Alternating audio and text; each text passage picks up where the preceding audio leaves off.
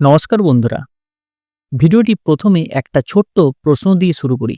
আপনি কি একজন সিএসএস, ভিএসএস, এনএসকিউএফ এর আওতায় কাজ করছেন? আপনি কি একজন চুক্তিভিত্তিক কারিগরি শিক্ষক অর্থাৎ ভোকেশনাল টিচার বা ইনস্ট্রাক্টর, যিনি বছর পর বছর ধরে কাজ করেও আজও স্থায়িত্বের অপেক্ষায়? তাহলে আজকের এই ভিডিওটি আপনাদের জন্য ভীষণ গুরুত্বপূর্ণ, কারণ দীর্ঘ আন্দোলনের পর অবশেষে কি সরকার আংশিক সাফল্যের পথে এগোচ্ছে? বেতন, স্থায়ীকরণ ও ভবিষ্যৎ, এই তিনটি প্রশ্নের উত্তর লুকিয়ে আছে আজকের এই আপডেটে। আমি আজ কোনো গুজব নয়, কোনো অনুমান নয়, সরকারি চিঠি, প্রমাণ এবং নির্ভরযোগ্য তথ্য দেখিয়ে আপনাদের সব পরিষ্কার করে বলবো। তাই অনুরোধ একটাই, ভিডিওটি শেষ অবধি দেখুন, কারণ শেষের দিকে তথ্য আপনার ভবিষ্যতের সঙ্গে সরাসরিভাবে জড়িত। তো চলুন সময় না নষ্ট করে ভিডিওটি শুরু করা যাক। একটি ছোট্ট প্রতিবেদন যেটি পেপারের মাধ্যমে পাওয়া। এখানে লেখা রয়েছে, দীর্ঘ আন্দোলনের জেরে আংশিক সাফল্য পেলেন বৃত্তিমূলক কারিগরি শিক্ষকেরা। সেখানে লেখা রয়েছে, আন্দোলনের চাপে পরিষেবার আংশিক সমাধানে রাজি হলেও চাকরি স্থায়ীকরণে ব্যর্থ স্কুল শিক্ষা দপ্তর।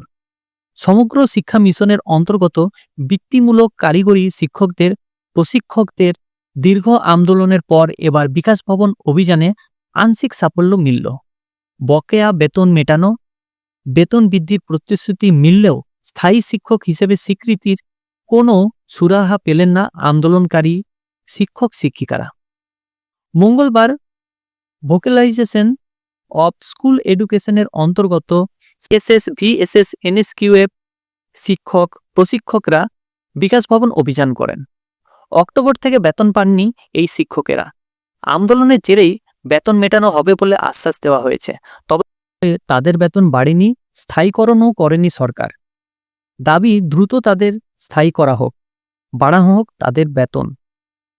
বিকাশ ভবনের সামনে শিক্ষকদের সঙ্গে সমগ্র শিক্ষা মিশনের স্টেট প্রজেক্ট ডিরেক্টরের সঙ্গে ইউনাইটেড ভোকেশনাল এনএসকিউএফ টিচার্স অ্যাসোসিয়েশনের প্রতিনিধিরা আলোচনা করেন।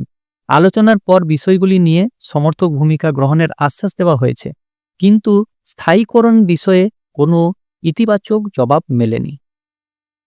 এই পুরো খবরটা থেকে একটা বিষয় কিন্তু স্পষ্ট, দীর্ঘ আন্দোলনের চাপে সরকার কিছুটা পিছোতে বাধ্য হয়েছে, কিন্তু পুরো সমস্যার সমাধান এখনো হয়নি।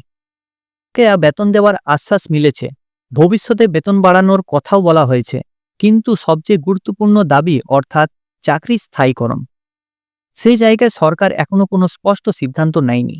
অর্থাৎ সরকার আপাতত সময় নিচ্ছে বা সময় চাইছে। আন্দোলনের চাপ কমাতে আংশিক সুবিধা দেওয়া হচ্ছে, কিন্তু স্থায়ী স্বীকৃতি দেওয়ার প্রশ্ন এখনো চুপ। এই কারণেই বলা যায়, এটা সাফল্য হলেও পূর্ণ সাফল্য নয়, লড়াই এখনো শেষ হয়নি। সো এটাই ছিল আজকের এনএসকিউএফ যারা প্রশিক্ষক রয়েছে তাদের জন্য একটি আপডেট। যদি ভিডিওটি ভালো লাগে অবশ্যই আপনার বন্ধু যারা আপনার কলিগ এনএসকিউএফ হিসেবে কাজ করছেন তাদের সাথে ভিডিওটি শেয়ার করুন।